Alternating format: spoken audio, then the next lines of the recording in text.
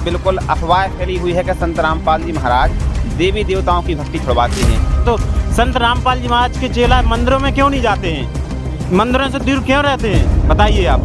संत रामपाल जी महाराज मंदिर में जाने के लिए नहीं रोकते हैं, लेकिन संत रामपाल जी महाराज जी ये कहते हैं कि मंदिर में तो जाओ, लेकिन मंदिर में पूजा और भक्ति के भाव से नहीं जाओ कि मंदिर में ही भगवान है, क्योंकि भगवान तो कण कण में व्यापक है, भगवान सर्वत्र है। मुझे इसका प्रमाण कहीं आप दिखा सकते हो कि मंदिरों में भगवान नहीं है?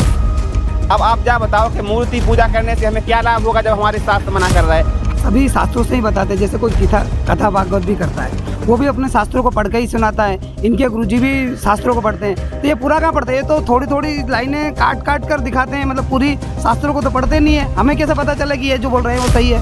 कि आज तक इस चैनल के माध्यम से बोल रहा हूँ कि आज तक इन लोगों ने कभी भी सदग्रंथों को खोल करके नहीं देखा, ना इनके गुरुओं ने इन्हें खोल करके दिखाया। साथियों नमस्कार, मैं राहुल और अभी हम मौजूद हैं सतलोक आश्रम बैतूल में और यहाँ पर संत रामपाल जी महाराज जी के सानिध्य में एक विशाल भंडारा चल रहा है। तो यहाँ पर देखिए हमारे साथ कितनी पब्लिक एकत्रित है। इस पब्लिक में दो पक्ष मौजूद हैं, एक तरफ है हमारे हिंदू धर्म को मानने वाले लोग और दूसरी तरफ है संत रामपाल जी महाराज जी के शिष्य। तो इन दोनों पक्षों में आज एक आध्यात्मिक बहस होने वाली है, तो आप इस आध्यात्मिक बहस को जरूर पूरा सुने। तो सबसे पहले हम शुरुआत करते हैं जो हमारे हिंदू धर्म के भाई बहन हैं उनका आखिर संत रामपाल जी महाराज जी के विषय में क्या कहना है। नमस्कार सर, क्या नाम है आपका? हमारा वीर सिंह नाम है, वीर सिंह बघेल। अच्छा, आप क्या जानना चाहते हैं संत रामपाल जी महाराज जी के विषय में? जानना चाहते हैं संत रामपाल जी महाराज जी का नाम को आपके पैर छुआना, देवतन को छोड़ना बोलते हैं, क्यों बोलते हैं ऐसा? हम जो इष्ट मानते हैं अपने, मान लो कृष्ण भगवान है, ये तो अपने जन्म से चले आ रहा है, जब से हमारे माता पिता क्या हमारे पुरखा भी थे, जब से मान लो ये अपने भगवान चले आ रहा है, उनको छोड़ने को बोलते हैं। तो देखिए सर, इनका कहना है कि संत रामपाल जी महाराज जो है श्री कृष्ण जी की भक्ति छुड़वाते हैं। तो आखिर इस विषय में आपका क्या कहना है? सबसे पहले आप अपना परिचय दीजिए। मेरा नाम पवन दास है और मैं मध्य प्रदेश के निवाड़ी जिले से हूँ। अच्छा, क्या कहना चाहोगे? इनके क्वेश्चन का जवाब दीजिए आप। इन्होंने जो कहा है कि संत रामपाल जी महाराज कृष्ण भगवान की भक्ति छुड़वाते हैं, तो ये बिल्कुल झूठ बोल रहे हैं। ये समाज में बिल्कुल अफवाह फैली हुई है कि संत रामपाल जी महाराज देवी देवताओं की भक्ति छुड़वाते हैं, जबकि हकीकत यह है कि आज वर्तमान में केवल संत रामपाल जी महाराज ही अपने हिंदू धर्म के जितने भी देवी देवता हैं उनकी सदभक्ति कराते हैं, सदमंत्र देते हैं, उनके मूल मंत्रों का जाप करने के लिए देते हैं। तो ये बात बिल्कुल झूठ है कि संत रामपाल जी महाराज देवी देवताओं की भक्ति छुड़वाते हैं। हकीकत ये है कि संत रामपाल जी महाराज ही हिंदू धर्म के सभी देवी देवताओं की वास्तविक भक्ति कराते हैं। तो बताइए सर, अब आप लोगों का क्या कहना है? जैसे कि ये बोल रहे हैं कि हमारे मतलब हम देवी देवताओं की भक्ति नहीं छुड़वाते हैं संत रामपाल जी महाराज। अगर देवी देवताओं की भक्ति नहीं छुड़वाते हैं तो संत रामपाल जी महाराज के चेला मंदिरों में क्यों नहीं जाते हैं, मंदिरों से दूर क्यों रहते हैं, बताइए आप। तो देखिए सर, इन्होंने एक और बहुत बड़ा सवाल किया है कि अगर संत रामपाल जी महाराज किसी भी देवी देवता की भक्ति नहीं छुड़वाते हैं तो मंदिर में जाने को क्यों रोकते हैं? इस विषय में आपका क्या कहना है? संत रामपाल जी महाराज मंदिर में जाने के लिए नहीं रोकते हैं, लेकिन संत रामपाल जी महाराज जी ये कहते हैं कि मंदिर में तो जाओ, लेकिन मंदिर में पूजा और भक्ति के भाव से नहीं जाओ कि मंदिर में ही भगवान है, क्योंकि भगवान तो कण कण में व्यापक है, भगवान सर्वत्र है। भगवान कोई पशु नहीं है कि कोई गाय है, कि भैंस है, कि बैल है, कि गधा है, तो पुजारी जी ने खूंटा गाड़ के उते बांध लो, उते भगवान है, बाकी कहीं भगवान नहीं है। ये एक मानसिकता बन गई कि भगवान सिर्फ मंदिर में है, जबकि संत रामपाल जी महाराज जी बताते हैं कि भगवान सर्वत्र व्यापक है। इसलिए संत रामपाल जी महाराज जी कहते हैं कि हमें अगर भगवान से प्राप्त होने वाले लाभ चाहिए तो हमारे सदग्रंथ कहते हैं कि सबसे पहले हमें गुरु बनाना पड़ेगा, फिर जो हमें गुरु भक्ति साधना बताएगा उसको करने से हमें ईश्वरीय लाभ प्राप्त होगा। हमें कहीं भटकने की आवश्यकता नहीं होती है, हमें घर पर ही लाभ होगा, क्योंकि गुरु ऐसा मंत्र बता देता है, उस मंत्र को जाप करने से हमें घर पर ही लाभ होता है। तो मंदिर में जाने की फिर क्या आवश्यकता है, आप बताओ। तो देखिए सर, क्या कहना है कि मंदिर में जाने से कोई लाभ नहीं है, इसके लिए गुरु बनाइए आप और वो जो मंत्र देता है उसका जाप कीजिए, फिर आपको भगवान की प्राप्ति हो जाएगी। अब आप लोग क्या कहना चाहेंगे? इन्होंने कहा कि मंदिरों में भगवान नहीं है। मुझे इसका प्रमाण कहीं आप दिखा सकते हो कि मंदिरों में भगवान नहीं है? देखिए सर, ये प्रमाण मांग रहे हैं। मुझे प्रमाण प्रूफ कराइए कि मंदिरों में भगवान नहीं है, तब मैं आपसे आगे बात करना अभी प्रारंभ करता हूँ। बताइए सर, प्रमाण दीजिए इस चीज का। इनका सवाल मैं इनसे ही पूछना चाहता हूं कि आप बताओ कि मंदिर में भगवान है, ये आप कैसे सिद्ध करोगे? और मंदिर में जो भगवान है, हमने अखबारों में पढ़ा है कि भगवान को वहाँ अखबार में देखते हैं कि उस पर अखबार में लिखा होता है कि फलाने फलाने मंदिर के भगवान को हुआ जुकाम, उनको हुआ बुखार, उनको लगाई बोतल, कोरोना टाइम पे उनको मास्क भी लगाए गए, गर्मी लग रही तो उनको कूलर भी चल रहे हैं। तो ये सारी बातें, भगवान बीमार हो जाता है, भगवान को कोरोना हो जाता है, भगवान की छियाँ करने लगत, जुकाम हो जाता, भगवान को आप विचार करो। ये सारी बातें सिर्फ आप लोगों को भ्रमित करवे, आप लोगों को धर्म के नाम पर भ्रमित करवा जा रहा। और रही बात भगवान की और मंदिर की और मूर्ति की, तो हमारे सदग्रंथों में कहीं पर भी नहीं लिखा है कि मूर्ति पूजा करो। हमारी देवी भागवत पुराण में मूर्ति पूजा के लिए मना किया गया है और आप लोग मूर्ति पूजा कर रहे हैं, यानी कि शास्त्र विधि को त्याग के मनमानो आचरण कर रहे हैं। अब आप जा बताओ कि मूर्ति पूजा करने से हमें क्या लाभ होगा जब हमारे शास्त्र मना कर रहे हैं। हमें वो करना चाहिए जिसके लिए हमारे सदग्रंथ हमें आदेश कर रहे हैं, और आप वो नहीं कर रहे हैं वो जिसके लिए सदग्रंथ मना कर रहे हैं, और आप फिर उस बात पे कह रहे हैं कि ऐसा है वैसा है, जबकि आज वर्तमान में संत रामपाल जी महाराज सही ज्ञान बता रहे हैं। हमारी आपसे प्रार्थना है कि संत रामपाल जी महाराज जी को सत्संग सुनो तो आपको पता लग जाए कि सही का है और गलत का है। तो देखिए सर, इनका कहना है कि संत रामपाल जी महाराज ने ऐसा नहीं बताया है, बल्कि सदग्रंथों में लिखा है कि मूर्ति पूजा नहीं करनी चाहिए। अब आप लोग क्या कहना चाहेंगे? मूर्ति पूजा जैसे ये बोल रहे हैं कि भगवान को कहीं जुकाम कहीं सर्दी हो जाती है, वो चमत्कार दिखाते हैं। भगवान अपने भगत को खींचने के लिए चमत्कार दिखाते हैं कि मतलब भगवान भी अभी यहाँ धरती पर हैं। बल्कि संत रामपाल जी महाराज तो वेद शास्त्रों में कहीं से कहीं कुछ दिखा देते हैं, कहीं से कुछ दिखा देते हैं। एक तरफ से पूरा पढ़ के बताएं ना कि ये सच है झूठ है। इस विषय में आपका क्या कहना है? भाई साहब कह रहे हैं कि जो हमारे भगवानों को जुकाम हो जाती है, सर्दी हो जाती है, खांसी हो जाती है, तो भगवान चमत्कार दिखाते हैं। ये भगवान चमत्कार नहीं दिखाते हैं, आपके जो पुजारी हैं वो चमत्कार दिखाते हैं कि भगवान को जुकाम हो गया, सर्दी हो गई और निमोनिया हो गया। ये सारे के सारे देखो, भगवान नहीं कहते कि हमें जुकाम हो गया। ये बताओ पुजारी को कैसे पता पड़ो कि मूर्ति को जुकाम होगा? मूर्ति ना तो बोलती है, या बताओ आज तक मूर्ति बोली है कि क्या नाम से पुजारी जी हमें जुकाम हो गया, हमें बुखार आ गया, हमें दस्त लग रहा है, हमारा पेट दर्द कर रहा है, बोली है? ये सारे के सारे जो पुजारी हैं ये आप लोगों को मानसिक तौर पर गुलाम करें और भ्रमित कर रहे हैं। आप लोग पढ़े लिखे हो, समझदार हो रहे, आपके बाप दादा हते जो पूर्वज हते वे तो अनपढ़ हते, चलो अच्छी बात है, कोई दिक्कत नहीं है, बने रहे उनके चंगुल में फंसे रहे, लेकिन आप उन्हें पढ़े लिखे होकर उनकी वकालत कर रहे हैं। यार आप उन्हें समझदार में हाथ जोड़ के प्रार्थना है कि समझो कि सही का है और गलत का है, अब तो इनके चंगुल से निकलो यार। तो बताइए अब आप लोगों का क्या कहना है? सर जैसे बता रहे हैं कि मूर्ति पूजा बंद है ना, तो ये भी तो मतलब तस्वीर लगाते हैं इनके गुरुजी की, और वहाँ पे भी ये प्रणाम भी करते हैं, वहाँ पे उनके चरण भी रहते हैं, उनको भी प्रणाम करते हैं। ये भी तो मूर्ति पूजा में आती है ना सर, ये भी तो कर रहे हैं ना ऐसा। देखिए सर, इनका कहना है कि अगर आप कह रहे हैं कि मूर्ति पूजा शास्त्रों में मना की गई है, तो आप लोग भी तो मूर्ति पूजा करते हैं। हम लोग मूर्ति पूजा नहीं कहते हैं, हम लोग वो कहते हैं जो हमारे शास्त्रों में प्रमाण है। हमारे सदग्रंथों में लिखा है कि जो तत्वदर्शी संत होगा वो आपको बताएगा कि हमें कौन सी साधना करनी है, कौन सी साधना नहीं करनी है, कौन से मंत्र जाप करने हैं, कैसे मंत्र जाप करने हैं, किसको दंडवत प्रणाम करना है, किसकी हमें पूजा करनी है, किसकी साधना करनी है, ये सारा कुछ बताएगा तत्वदर्शी संत। तो आज वर्तमान में तत्वदर्शी संत रामपाल जी महाराज जी हैं जो शास्त्रों के अकॉर्डिंग ज्ञान बता रहे हैं, भक्ति बता रहे हैं, मंत्र बता रहे हैं, तो वो हम लोग कर रहे हैं। बाकी आप नकली धर्म गुरुओं की तुलना संत रामपाल जी महाराज जी से ना करें। ये सारे लोग जनता को भ्रमित करने का काम कर रहे हैं और संत रामपाल जी महाराज सारी जनता को जगाने का काम कर रहे हैं, जागरूक करने का काम कर रहे हैं। ये लोग भ्रमित हैं। बताइए सर। आप बताइए कि आप बोल रहे हैं सभी को नकली धर्मगुरु, कैसे बोल रहे हैं आप? आपके पास कोई प्रमाण है कि मतलब नकली धर्मगुरु? संत रामपाल जी क्या नकली धर्मगुरु नहीं हो सकते हैं? जो आप कह रहे हैं तत्वदर्शी संत, तो तत्वदर्शी संत आज हम कहीं जहाँ भी जाते हैं, जिस भी संत के पास जाते हैं वो अपने आप को तत्वदर्शी कहते हैं। आपके संत रामपाल जी महाराज जी तत्वदर्शी संत नहीं कहते हैं। और जो आप बोल रहे हैं कि नकली धर्मगुरु नहीं है, आज सभी संत हैं और संत अपने हिसाब से ही ज्ञान देते हैं। बताइए आप इसका प्रमाण बता सकते हैं कि तत्वदर्शी संत रामपाल जी महाराज ही हैं? देखिए सर, इनका कहना है कि हिंदू धर्म में भी काफ़ी सारे संत मौजूद हैं, तो वो भी तो तत्वदर्शी हैं, वो भी तो अपने आप को तत्वदर्शी कहते हैं। तो क्या आपके संत रामपाल जी महाराज जी केवल तत्वदर्शी हैं? इस विषय में बताइए आप। देखिए सर जी, कहने से नहीं होता है कि हम तत्वदर्शी संत हैं तो हम तत्वदर्शी संत हो जाएंगे। तो भाई तो आपसे पूछ रहे हैं कि उसका हमें प्रमाण दीजिए कि कहाँ प्रमाण है कि तत्वदर्शी संत रामपाल जी महाराज ही हैं? बिल्कुल प्रमाण शायद बताइए सर। बिल्कुल आपको बता रहे हैं, आप बिल्कुल धैर्य से सुने, बिल्कुल पूरी बात बता रहे हैं। जिनको आप नकली बता रहे हैं तो आप उनको नकली सिद्ध करके बताइए। हाँ, सबसे पहले भाई साहब ने जैसा कहा कि नकली वो कैसे हैं। नकली वो ऐसे हैं कि आप इस बात पे विचार करो कि अगर कोई टीचर है और टीचर स्टूडेंट को पढ़ा रहा है, तो वो अगर सिलेबस के आधार से पढ़ा रहा है, अगर कोई 10 में पढ़ता है उसको पढ़ा रहा है कि हिंदी, इंग्लिश, सामाजिक विज्ञान तमाम जो पुस्तकें हैं उन पाठ्यक्रम के आधार से पढ़ा रहा है, तो वो सही टीचर है। और वो किताबों को रख देगा साइड में, पाठ्यक्रम को चित्रहार की किताबें पढ़ाएगा, तो क्या वो सही टीचर है? वो गलत टीचर है। ऐसे ही आज जितने भी धर्मगुरु हैं, अगर वो जो भी वो सत्संग सुना रहे हैं या प्रवचन सुना रहे हैं, अगर उनके सत्संगों प्रवचनों का संग्रह अगर हमारे पवित्र सदग्रंथों से मैच करता है तो वो सही गुरु हैं, और अगर उनका ज्ञान सदग्रंथों से मैच नहीं करता है तो वो नकली गुरु हैं। तो आज भाई साहब जितने भी भारत के जितने भी संत हैं, महंत हैं, कथा वाचक हैं और धार्मिक प्रवक्ता हैं, वो जो भी ज्ञान बता रहे हैं वो शास्त्रों के विपरीत बता रहे हैं। शास्त्र हमें कुछ और करने के लिए कह रहे हैं और वो कुछ और कर रहे हैं। इस आधार से ये सिद्ध होता है कि भारत के सारे धर्मगुरु शास्त्रों के विरुद्ध साधना बता रहे हैं, जिससे कि वो नकली हैं। और संत रामपाल जी महाराज जो बता रहे हैं उसका संत रामपाल जी महाराज सदग्रंथों को खोल करके बताते हैं कि देखो ये फलानी बात हमने कही है तो ये इस सदग्रंथ में लिखी है, इतने नंबर पेज पर लिखी है। ये सदग्रंथ गीता प्रेस गोरखपुर से प्रकाशित है, जय दयाल गोविंद का अनुवादक हैं और क्या नाम से और तमाम तरह की मान लो संत रामपाल जी महाराज प्रमाण देते हैं। तो इससे सिद्ध होता है कि संत रामपाल जी महाराज सच्चे सदगुरु हैं।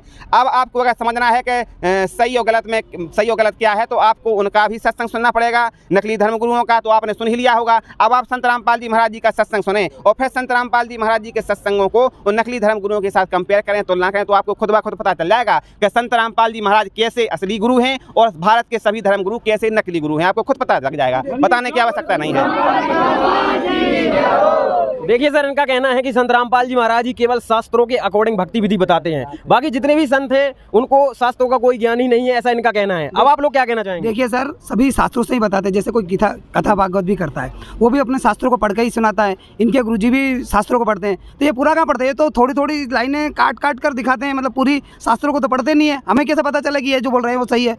देखिए सर, इनका कहना है कि संत रामपाल जी महाराज केवल कहीं का श्लोक उठा लिया, कहीं का कहीं कर दिया, इस तरह से बताते हैं और वो उनके संत पूरा चीज पढ़ के बताते हैं। अब इस विषय में आप क्या कहना चाहेंगे? ये जो बोल रहे हैं कि हमारे संत जी हैं जो वो पढ़ के सुनाते हैं इनके, तो मैं इस बात का दावा कहता हूं कि आज तक इस चैनल के माध्यम से बोल रहा हूं कि आज तक इन लोगों ने कभी भी सदग्रंथों को खोल करके नहीं देखा, ना इनके गुरुओं ने इन्हें खोल करके दिखाया। इनके गुरु क्या कहते हैं कि जितने भी सदग्रंथ हैं उनको बढ़िया लाल कपड़े में ऐसी गांठ बांध के साइड में रख देते हैं और अपने हिसाब से मनमाना ज्ञान जनता को बताते रहते हैं। और ये लोग इतना विश्वास करते हैं उन गुरुओं पर आंखें मीच करके कि इतना विश्वास के जो महाराज ने कह दी बस सब सांसी, जबकि महाराज बिल्कुल झूठ बोल रहे। इतना इन्हें मान से गुलाम करके रखो कि इनकी बुद्धि कुंद कर दी, जैसो वे कह वैसो कर रहा है। उदाहरण के तौर पर क्या कहते हैं यार, ये गोबर की पूजा करवा देते इनके धर्मगुरु। गोबर, जो गाय गोबर कहती है, गोबर, उस गोबर के बढ़िया वे क्या कहते हैं कि बना देते हैं, कहते हैं गणेश जी हैं, और उसकी कहते हैं कि अगरबत्ती लगाओ उनके सामने माथा टेको, मतलब गोबर विचार करो, गोबर की पूजा करवा दे। और ये कहते हैं कि हाँ हम मान लेते हैं कि जी भगवान है, लेकिन आज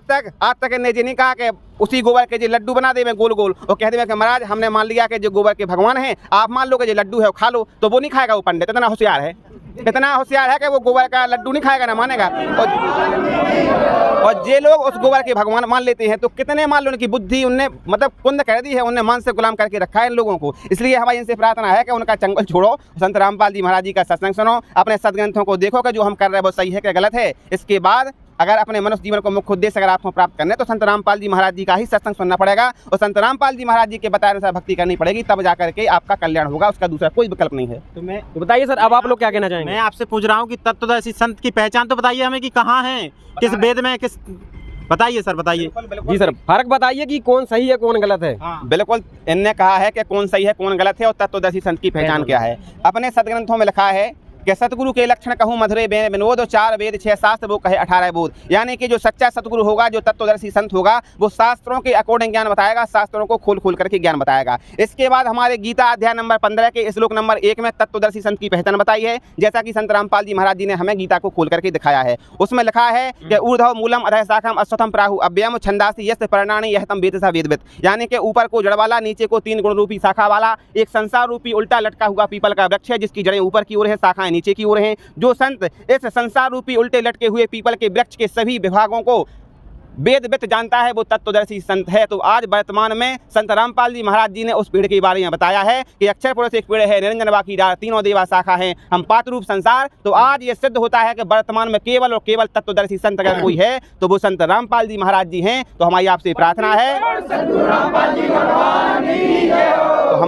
प्रार्थना है कि आज वर्तमान में तत्वदर्शी संत रामपाल जी महाराज जी हैं। अगर आप अपना कल्याण चाहते हो, अपना भला चाहते हो, तो संत रामपाल जी महाराज जी का सत्संग सुनो और संत रामपाल जी महाराज जी से नाम दीक्षा लो, अपना कल्याण कराओ। तो देखिए सर, इनका कहना है कि संत रामपाल जी महाराज ही वेदों के आधार पर जो है पूर्ण संत हैं। अब आप लोग क्या कहना चाहेंगे? देखिए सर, वेदों के शास्त्रों के अनुसार से बात कर रहे हैं। जैसे अभी अयोध्या जी में राम मंदिर का निर्माण हुआ, उसमें भी बहुत सारे शास्त्रों से मंत्रों से पढ़कर उनका मतलब वो प्राण प्रतिष्ठा की गई। तो वहाँ पे भी तो मंत्रों का ही जाप हुआ ना सर, तो वो भी तो ओरिजिनल है ना। ये बोल रहे हैं कि सारे नकली हैं, तो नकली कैसे हुए? उन्होंने शास्त्रों से ही तो प्राण प्रतिष्ठा की ना सर।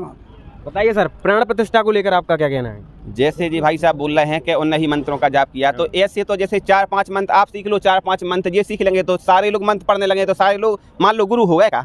ऐसे कोई गुरु नहीं होता है। गुरु होता है वो अपने सदग्रंथों के आधार से। तो आज सदग्रंथों के आधार से संत रामपाल जी महाराज सच्चे गुरु हैं। आप लोग शास्त्रों के अकॉर्डिंग चलोगे तो लाभ होगा। हमारी गीता जी के अध्याय नंबर 16 के श्लोक नंबर 23 में लिखा है कि यह शास्त्र विधिम उत्सर्ज्य वर्धते काम कारता न सहा सिद्धम अपापनोति न सुखम न परमम गतम। यानी कि जो साधक शास्त्र विधि को त्याग कर अपनी इच्छा से मनमाना आचरण करता है उस साधक को न सुख होता है, न सिद्धि होती है, न उसकी गति होती है। तो आज आप लोग जितने भी लोग हो सारे के सारे शास्त्र विधि को त्याग करके मनमाना आचरण कर रहे हो, क्योंकि शास्त्र विधि से जो भक्ति करनी चाहिए वो केवल और केवल तत्वदर्शी संत बताता है। और ये दास ने सिद्ध कर दिया है कि आज वर्तमान में तत्वदर्शी संत रामपाल जी महाराज हैं। तो जो संत रामपाल जी महाराज बताएंगे वो सही है और जो अन्य धर्मगुरु बताएंगे वो बिल्कुल की बिल्कुल लोकवेद है, दंत कथा है। ये हमारे सदग्रंथ कह रहे हैं जी, हम नहीं कह रहे हैं। देखिए सर, बताइए सर। आप बोल रहे हैं सदग्रंथ की बात कर रहे हैं ना, हमारे जो धर्मगुरु हैं मतलब बहुत सारे हैं, वो भी सारे शास्त्र दिखाते हैं, नहीं दिखाते, समझाते हैं। बिल्कुल नहीं दिखाते हैं जी, आप झूठ बोल रहे हो। आज तक उनके जितने भी वीडियो आप देख सकते हो किसी में भी उनने शास्त्रों को खोल करके नहीं दिखाया है, लेकिन बिना कान पूंछ की बात की है और फालतू की बात कहते हैं। जैसे कि उदाहरण के तौर पर आप समझ सकते हैं, सोशल मीडिया पर अभी एक बहुत तेजी से एक बयान वायरल हो रहा है जिसमें एक बहस चलती है। उसमें कहते हैं कि लहसुन प्याज की उत्पत्ति कहाँ से हुई। तो आपने वो वीडियो लगभग देखा होगा।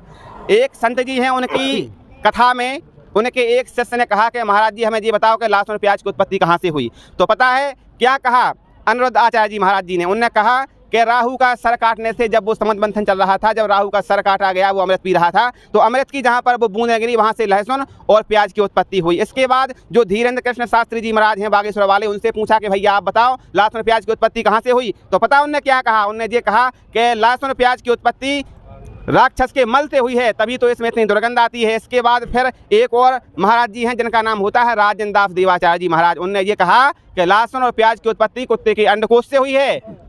ऐसा कहा है।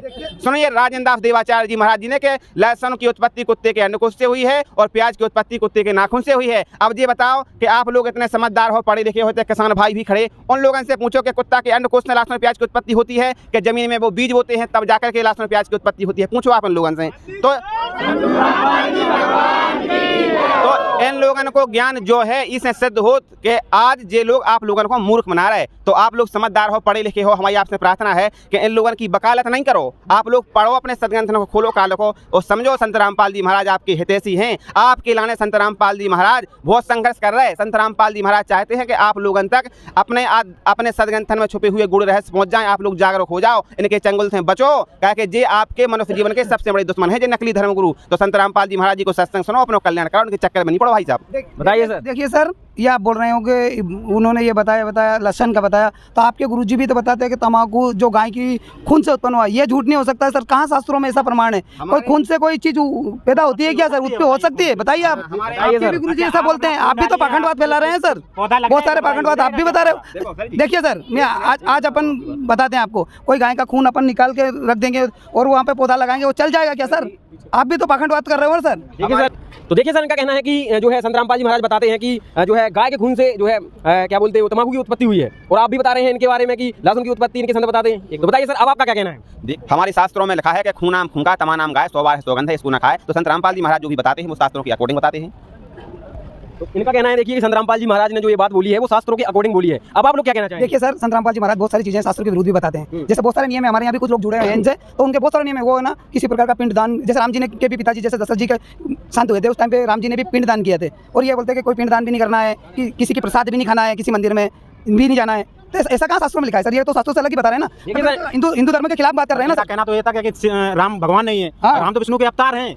देखिए सर, पहला इनका जो क्वेश्चन है वो ये है कि जो भगवान राम स्वयं हुए हैं, उनके जब पिताजी जब खत्म हो गए थे तो उन्होंने भी पिंडदान किया, जो भगवान थे स्वयं। लेकिन आपके संत रामपाल जी महाराज इसको मना करते हैं, तो ऐसा क्यों करते हैं संत रामपाल जी महाराज? हमारे संत रामपाल जी महाराज नहीं कहते हैं, हमारे हिंदू धर्म की पवित्र सदग्रंथ मना कहते हैं, और संत रामपाल जी महाराज सिर्फ और सिर्फ उनको खुल करके दिखाते हैं। हमारे गीता अध्याय नंबर 9 के श्लोक नंबर 25 में जो पिंडदान करना, श्राद्ध करना, भूत पूजा, तेरहवीं, इन सारी चीज़ों के लिए हमारी गीता जी ने मना किया है। इसलिए संत रामपाल जी महाराज जी मना कहते हैं, अगर हम ये सब श्राद्ध वगैरह पिंडदान और तेरहवीं करेंगे तो हमारे पूर्वज भूत बनते हैं, उनका मोक्ष नहीं होता है। अब अगर आपको उनका मोक्ष निकालना है, भूत बनवाना है, प्रेत बनवाना है, पितर बनवाना है, तो आप ये सारी पूजाएं करवाते रहो। अगर नहीं बनवाना है तो संत रामपाल जी महाराज जी का सत्संग सुनो, जो कि संत रामपाल जी महाराज शास्त्रों के हिसाब से बता रहे, और उनका भी कल्याण होने तो अपने पूर्वजों का अपना भी कल्याण कराओ। और रही बात भाई साहब दूसरी की, आप जो बोल रहे हैं कि इन्हें कहा है कि ये बोलते हैं कि राम भगवान भगवान नहीं है। हम ये नहीं कह रहे हैं ना, हमारे गुरुजी ने कहा है कि राम भगवान भगवान नहीं है। भगवान तो हैं, लेकिन वो कितने इस तरह के भगवान है ये आप समझो। वे 3 लोग के भगवान हैं, असंख्य ब्रह्मांड के मालिक नहीं है। जैसे गांव को सरपंच हो, उसके ऊपर फिर सेक्रेटरी हो, फिर तहसीलदार हो, फिर विधायक हो, सब है, लेकिन अपनी अपनी रेंज है। अब आप कहोगे गांव को सरपंच जो हमारा प्रधानमंत्री हो जाए तो हो जाएगा, आप बताओ। ऐसे ही जो ब्रह्मा जी हैं, विष्णु जी हैं, शिव जी हैं, ये 3 लोग के भगवान हैं, असंख्य ब्रह्मांड के मालिक नहीं है।